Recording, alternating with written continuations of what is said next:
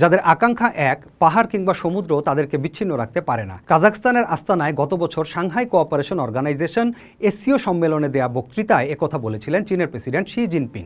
ওই সম্মেলন শুরুর আগেই ভারতের প্রধানমন্ত্রী নরেন্দ্র মোদী জানিয়ে দেন তিনি সম্মেলনে যোগ দিতে যাচ্ছেন না। জোটের গুরুত্বপূর্ণ সদস্য হয়েও প্রকাশ্যে সম্মেলনে যোগ না দেওয়ার ঘোষণায় বেইজিং ও মস্কো নেতৃত্বাধীন এ জোটের প্রতি ভারতের গুরুত্ব না দেওয়ারই ইঙ্গিত ছিল।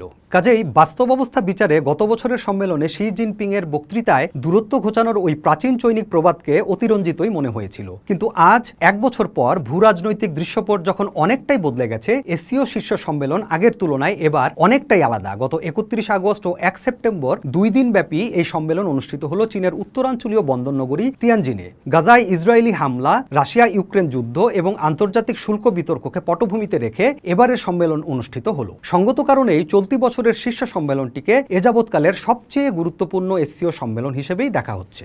সম্মেলনে যোগ দিতে ভারতের প্রধানমন্ত্রী নরেন্দ্র মোদী 7 বছর পর চীন সফরে গেলেন। যোগ দিয়েছেন রাশিয়ার প্রেসিডেন্ট ভ্লাদিমির পুতিনও। 20টি দেশের নেতা এবং 10টি আন্তর্জাতিক সংস্থার প্রধানেরা এতে অংশ নিয়েছেন। নেতাদের মধ্যে আরও রয়েছেন ইরানের প্রেসিডেন্ট মাসুদ পেজেশকিয়ান, পাকিস্তানের প্রধানমন্ত্রী শেহবাজ শরীফ ও তুরস্কের প্রেসিডেন্ট রিসেপ তাইপ এরদোয়ান, জাতিসংঘের মহাসচিব আন্তোনিও গুতেরেস এবং এসসিও মহাসচিব নুরলান ইয়ারমেকবায়েভ।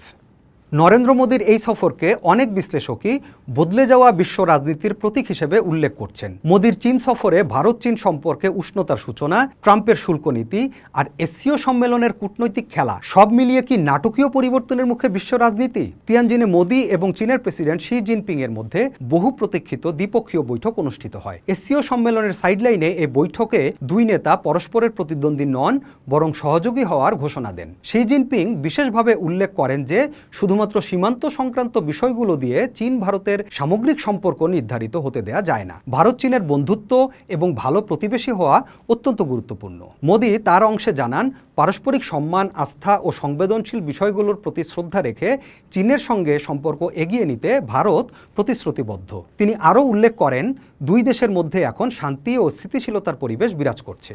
2020 সালের গ্রীষ্মে লাদেখের গালওয়ান উপত্যকায় রক্তক্ষয়ী সেনা সংঘর্ষে দুই দেশের সম্পর্কের চরম অবনতি ঘটে এবং 2024 সালের শেষ দিক থেকে কূটনৈতিক সম্পর্কে বরফ গলতে শুরু করে। মোদীর চীন সফরের পেছনে বড় নিয়ামক হল যুক্তরাষ্ট্রের প্রেসিডেন্ট ডোনাল্ড ট্রাম্পের ভারতীয় পণ্যের উপর 50% শুল্ক আরোপ। এই শুল্ক রাশিয়া থেকে জ্বালানি তেল আমদানির শাস্তি হিসেবে আরোপ করা হয়েছে। ট্রাম্প প্রশাসন মনে করে রাশিয়া থেকে ভারতের বিপুল তেল আমদানি মস্কোকে ইউক্রেন যুদ্ধ চালাতে আর্থিক সহায়তা দিচ্ছে। এই শুল্ক ভারতের রপ্তানি খাতকে বড় ধাক্কা দিয়েছে এবং দেশটির উচ্চাভিলাষী প্রবৃদ্ধির লক্ষ্যমাত্রা হুমকির মুখে ফেলেছে। এমন পরিস্থিতিতে ভারত বিকল্প বাজার ও বাণিজ্য অংশীদার খুঁজতে বাধ্য হয়েছে, যার ফলে চীনের সাথে সম্পর্ক উন্নয়ন একটি কৌশলগত প্রয়োজনীয়তা হয়ে দাঁড়িয়েছে। ঠিক একইভাবে মার্কিন শুল্ক নীতির কারণে চীনও চাপের মুখে রয়েছে, যা উভয় দেশের মধ্যে সহযোগিতার একটি সাধারণ ভিত্তি তৈরি করেছে এবং বেইজিং এ বিষয়ে নয়াদিল্লিকে দৃঢ়ভাবে সমর্থন করার প্রতিশ্রুতি দিয়েছে। সাংহাই কোঅপারেশন অর্গানাইজেশন এসসিও 2001 সালে প্রতিষ্ঠিত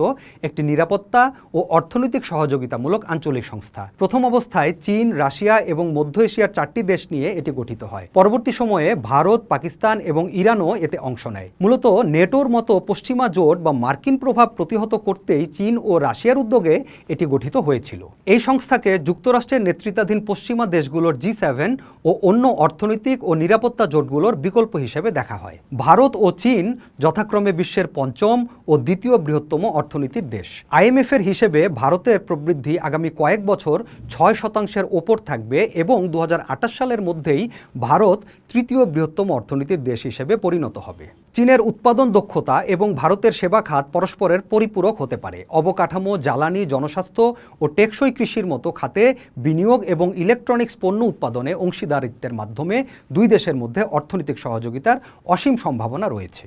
বিশ্লেষকরা মনে করেন ভারত ও চীনের মধ্যে সম্পর্কের উন্নতি এশিয়ার ভবিষ্যৎ বদলে দিতে পারে। দুই দেশের মোট জনসংখ্যা প্রায় 280 কোটি, যা বিশ্বের মোট জনসংখ্যার প্রায় 35%, এবং তাদের যৌথ অর্থনৈতিক শক্তি এশিয়ান সেঞ্চুরির বাস্তবায়নে গুরুত্বপূর্ণ ভূমিকা রাখতে পারে। ইংল্যান্ডের চ্যাথাম হাউসের গবেষকদের মতে এই সম্পর্কের প্রভাব গোটা বিশ্বে পড়বে। 2025 সালের এসসিও সম্মেলন এবং মোদি শি বৈঠক বদলে যাওয়া বিশ্ব রাজনীতির একটি গুরুত্বপূর্ণ ঘটনা। যদিও চীন ও ভারতের মধ্যে বহুকাল ধরে চলা মতবিরোধ এবং সীমান্ত বিরোধ বিদ্যমান, তা সত্ত্বেও বর্তমান বৈশ্বিক ভূরাজনৈতিক পরিস্থিতি এবং অর্থনৈতিক বাস্তবতা তাদের একে অপরের সাথে সম্পর্ক পুনর্মূল্যায়ন করতে বাধ্য করেছে। এই পুনঃসংযোগ শুধুমাত্র এশিয়ার ক্ষমতার ভারসাম্যকে পরিবর্তন করতে পারে না, বরং বিশ্ব ব্যবস্থায় গভীর প্রভাব ফেলতে পারে। দুই দেশের জাতীয় প্রতীককে নির্দেশ করে শি জিনপিং এর ভাষায় ড্রাগন ও হাতি যদি একসঙ্গে নাচে, তাহলে তা আগামী কয়েক দশক ধরে ভূরাজনৈতিক ল্যান্ডস্কেপকে রূপদান করবে। পোস্ট দেখুন, ভাবুন, করুন।